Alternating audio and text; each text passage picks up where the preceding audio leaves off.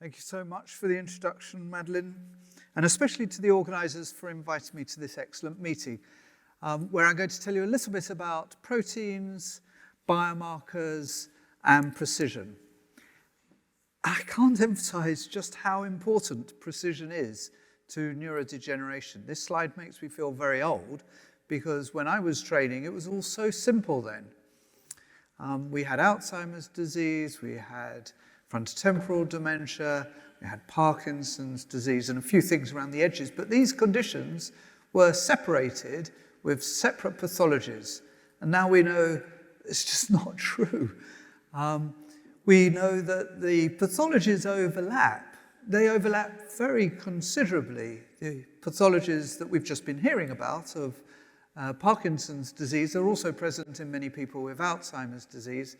And unfortunately, for very many companies, it turns out that the pathologies of Alzheimer's disease, especially, for example, the amyloid pathology, isn't even present at all in 20 to 30% of people who had a clinical diagnosis of Alzheimer's disease. So the space is a complete mess. Not only that, and there aren't that many clinicians, I suppose, that can say this, or at least over history, there aren't that many clinicians that can say this, but in my working lifetime, there have been two entirely new diseases. So dementia with Lewy bodies some decades ago, and now this newer condition late, which is a TDP-43opathy with a clinical appearance that overlaps with that of Alzheimer's disease.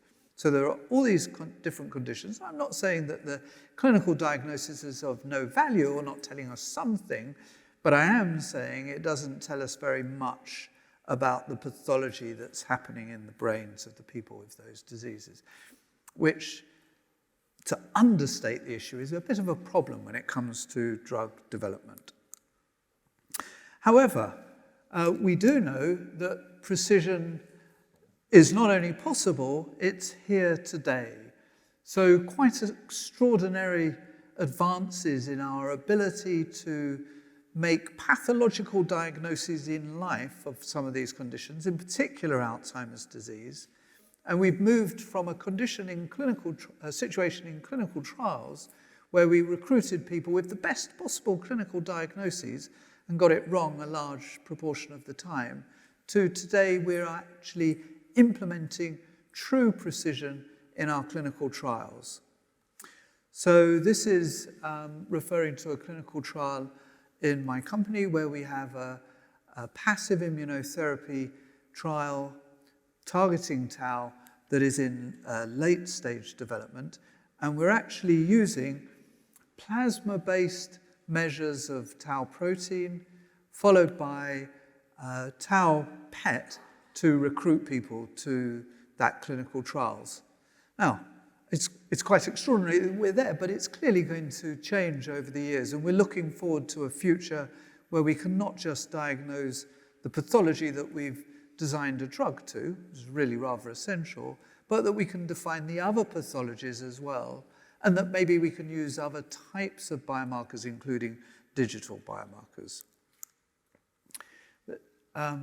This is the autonomy trial. This is a high-level description of the recruitment strategy. We're trying to recruit people with just the right amount of tau pathology, not so much that our passive immunotherapy has no hope of having a benefit for the patients, nor so early that we would have to do such a long trial that we're unlikely to see outcomes during the course of that trial. So we're recruiting people with a predefined amount of tau pathology using biomarkers to do that. However, as I've said, this is a passive immunotherapy trial. So the key biomarker in this case is a PET scan measuring tau pathology.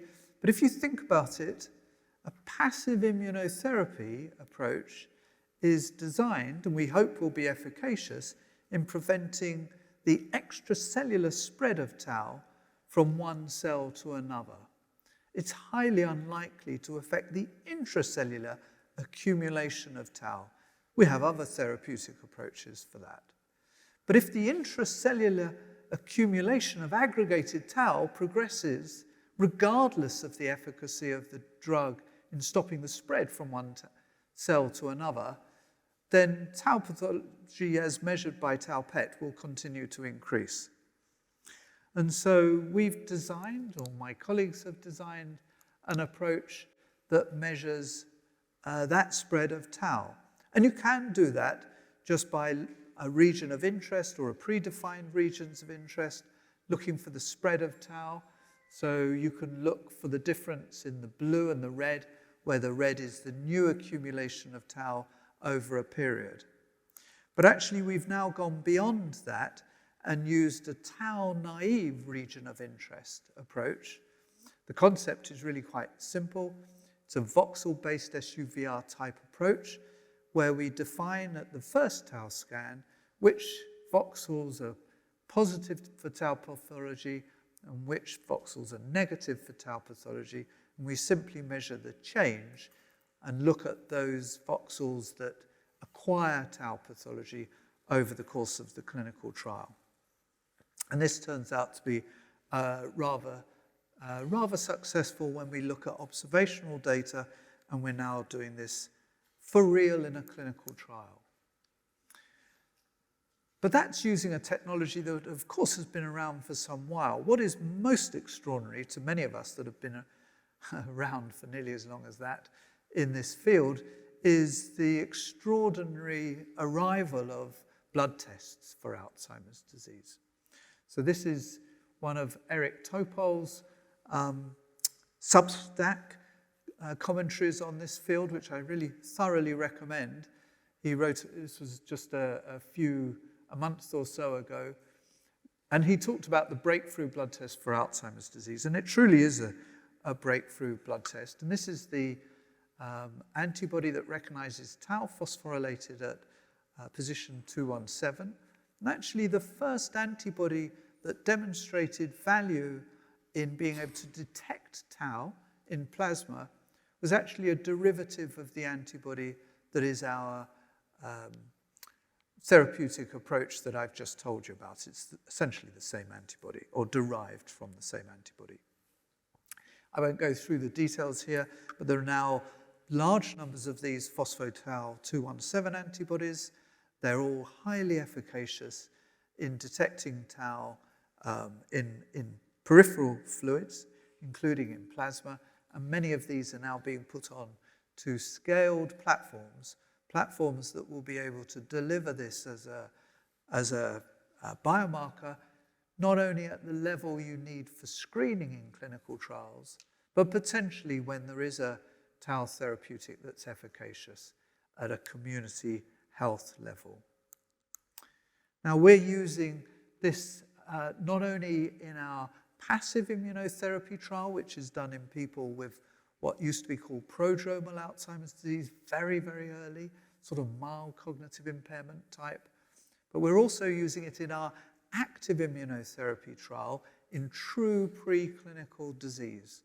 So we're using the phosphotau P217 test to recruit people in the community, and this was just the first few months of data, which shows we can use this at scale, we can recruit large numbers of people, and we can reduce the cost of the trial and increase the effectiveness of the trial by reducing the numbers of tau PET scans that are needed.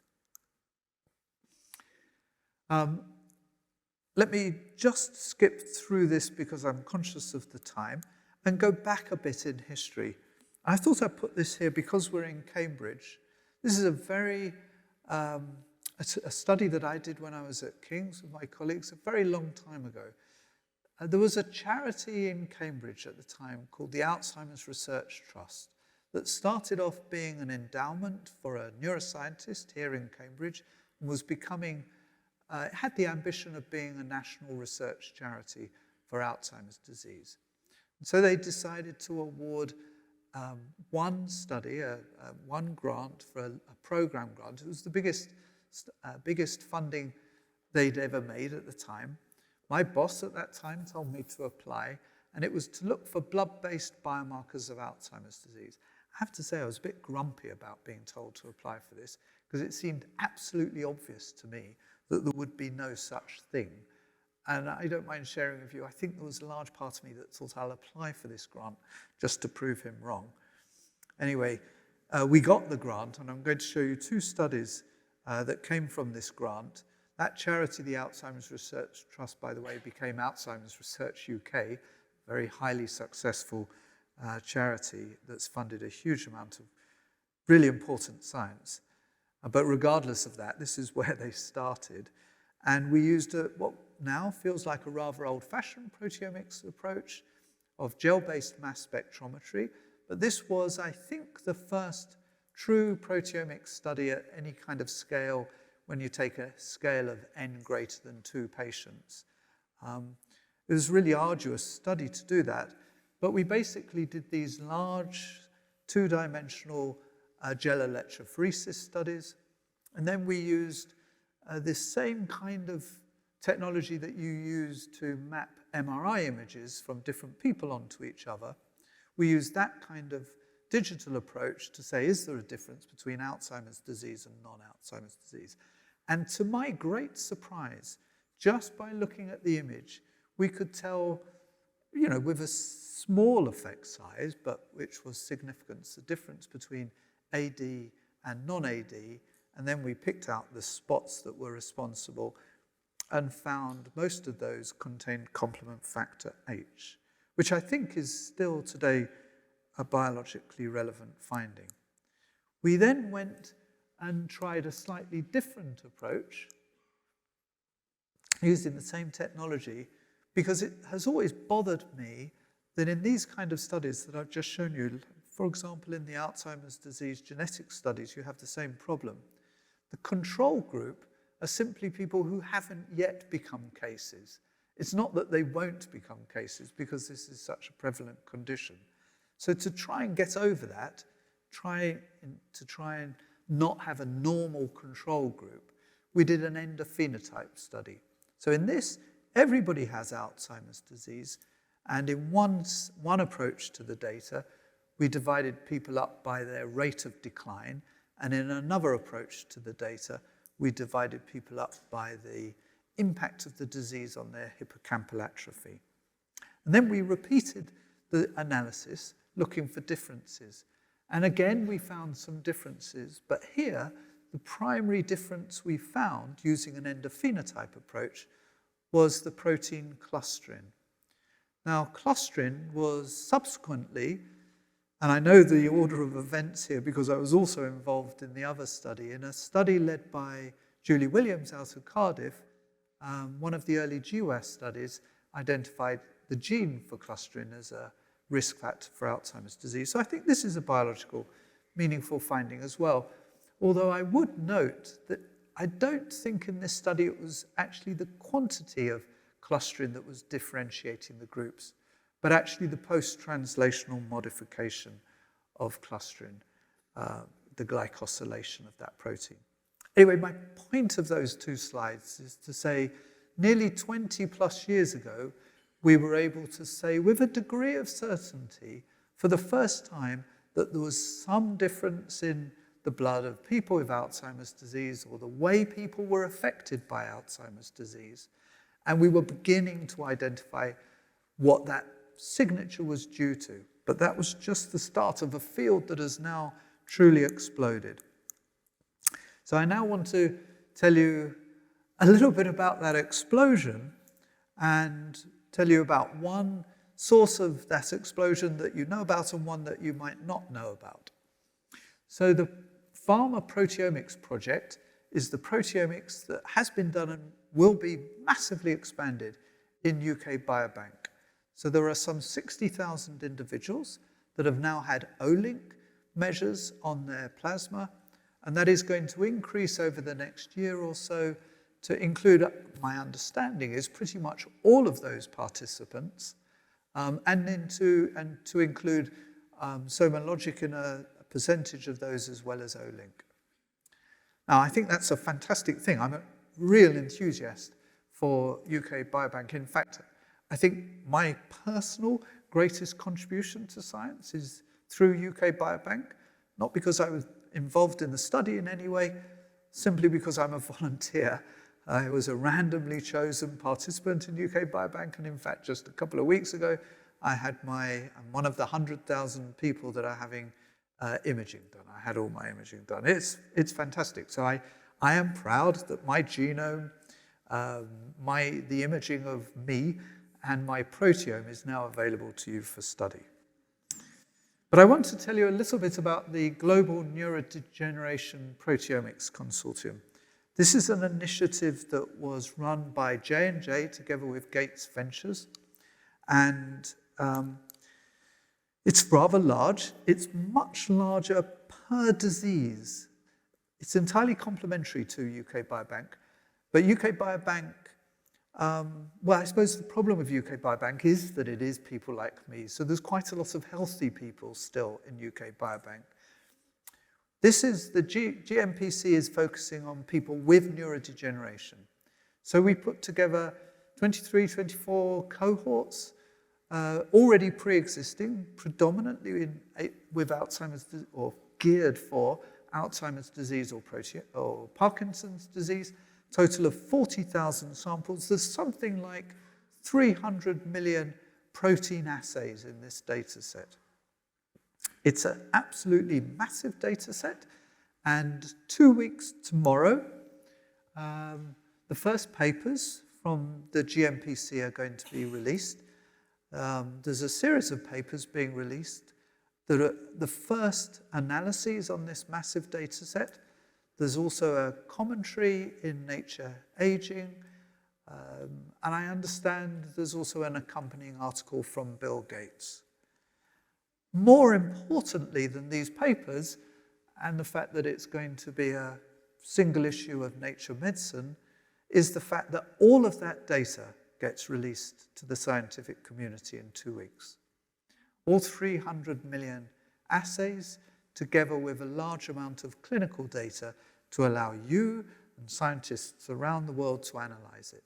It's all going to be made available on the Alzheimer's Disease Data Initiative platform, together with the tools that you need to analyze it. And I can't wait to see what people do with this amazing data set. Meanwhile, my friends and colleagues at Gates Ventures and ourselves are already working up version 2 of the GMPC. We have already agreed amongst ourselves that we're going to add in different proteomic technologies. We're going to increase the data set that's available by bringing on board new cohorts, and we're looking at bringing on board new partners as well. Some of them have already agreed, and I'm very hopeful that we'll have more partners joining what is, I think, a quite extraordinary initiative that has over-delivered from the vision that Niranjan Bose and I first had as we were sitting together at the first meeting either of us had been to after the COVID lockdown. And we were wondering what we would do next. So it turns out it was this. So my last couple of slides, I want to give you an idea about how we in J&J are using this data set, how it can be used to enhance drug discovery. So obviously, one really important way is through biomarkers, but there are, I think, other interesting approaches to using data sets such as this to enhance one's drug discovery and development pipelines. So in order to explain this, I want to tell you a little bit about another study that was ran from Cambridge. Ed Bullmore was the PI. It's the NEMA Consortium. That stands for the Neuroinflammation of Mood and Alzheimer's Disease. It was an idea that Ed and I came up with. We partnered with J&J, and we got Wellcome Trust funding for this program. And subsequently, other companies joined us, including GSK, Pfizer, and Lundbeck. I'm not going to tell you very much about this quite large program, but I'll just tell you about one particular study within the Alzheimer's component. We know that neuroinflammation is really important in Alzheimer's disease. That's such an anodyne statement these days. It's kind of obvious. I think it was actually probably fairly obvious to Alzheimer himself. But there are some problems with our knowledge. So we don't really know with any degree of certainty which part of the immune process is a target, is a viable target for drug discovery. We've got a number of hypotheses, of course, a number of ideas. But if you take any one of those hypotheses, is it something to do with microglia, innate immunity? Is it the complement system? You take any one of the components of the immune system, and we're not terribly sure whether we need to dial it up or dial it down. And maybe it's different at different stages in disease. Now, when you think about that, you think, okay, we might not do any drug discovery in neuroimmunology until that's sorted out. But there are ways to address that question, and that's what we've ended up trying to do here. So we did a number of studies where we were looking at CSF1R inhibitors as a possible potential indication of potential therapeutic for Alzheimer's disease. So one of the things that is known about CSF1R is that it's an exquisite regulator of microglia numbers and activities. So we did a number of different studies using CSF1R inhibitor. In fact, we used the one, all of the companies that were part of this agreed that the one that was most suitable as a tool compound was the J&J one. So we used a J&J compound in preclinical studies, in tau models, in other models, but we also used them in a model of just neuroimmunity. So this is the prion model, the ME7 model. It's really helpful because you know exactly at what point in the animal's life it's going to get this neuroimmune insult. So we treated the mice at the right time with the J&J CSF1R inhibitor. We were able to show in these mice, just as you'd expect, you nearly ablate, not quite, you severely reduce the numbers of microglia. You reduce the activity, the activity of the microglia that is remaining. In other studies, we also showed it had beneficial effects on the tau mice. And then we did a number of, if you like, target engagement studies in those mice. And we took CSF from those mice, obviously at sacrifice, and we managed to persuade SomaLogic, the company, to apply their technology to 2 microliters of CSF, rodent mouse CSF. And this is a sort of a diagram of some of the results. We were able to measure 1,000 proteins. The top one of those 1,000 proteins was IL-34, which is one of the ligands for the CSF1 receptor. So we had a really good target engagement finding here, which correlated with actual measures, assays of CSF1. But we also had now a signature. So we have a signature of CSF1R treatment. And we knew that that treatment massively reduced the amount of microglia in the brain of the animals. So my colleague at J&J, Bart Smeets, did a really nice study where we took that rodent CSF1R inhibition defined signature of microglia numbers and activities and translated it, if you like, to human data. And then we took that human signature and applied it to a GMPC cohort, CSF, and we were able to put the individuals with Alzheimer's disease into 3 groups: low in red, medium in green, and high CSF1R signature. So a high CSF1R signature equates to very low microglial numbers. A low CSF1R signature equates to high microglial numbers or high immunology or immune insult in the brain. And what you get is something that looks like a Kaplan-Meier plot, showing that people who have less immune dysfunction in their brain decline much slower than people who have a high amount in effect.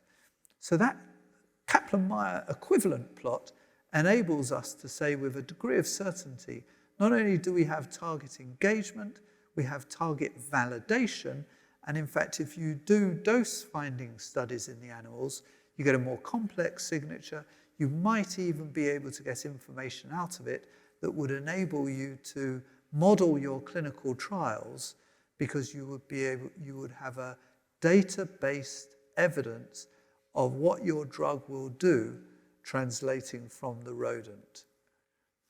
So I think this is really helpful. The high activity of the preclinical protein signature implies that the inhibition of CSF1R is a target for therapy, and it implies that the microglia are a target for Alzheimer's disease early and later in the disease process. So this information then becomes really helpful in justifying moving to a clinical development program. So I just want to finish summarizing what I've said. Neurodegeneration is really complicated, which is why we need precision. We have those precision tools today for Alzheimer's disease, both PET imaging and blood tests, but other neurodegenerative diseases remain a challenge. We need what we have for Alzheimer's disease, for Parkinson's, for ALS, and for other disorders.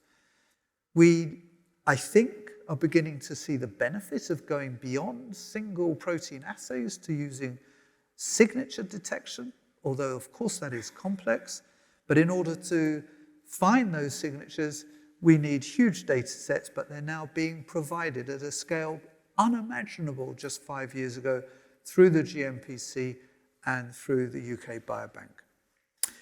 My personal feeling is that translational proteomics goes beyond those kind of observational studies. It goes beyond finding biomarkers, although those things are colossally important. And I think that we are demonstrating now that there is real utility for target validation, maybe target identification, to even using preclinical models. And I hope that when this data gets released in 2 weeks' time, we will see an explosion of research, just as we have for UK Biobank, which will reveal all sorts of other opportunities that I can't even imagine.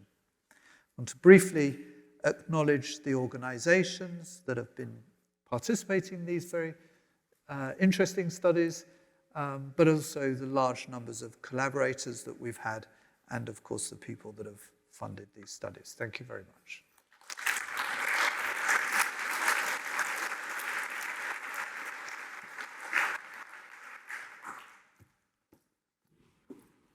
Thank you, Simon. Questions?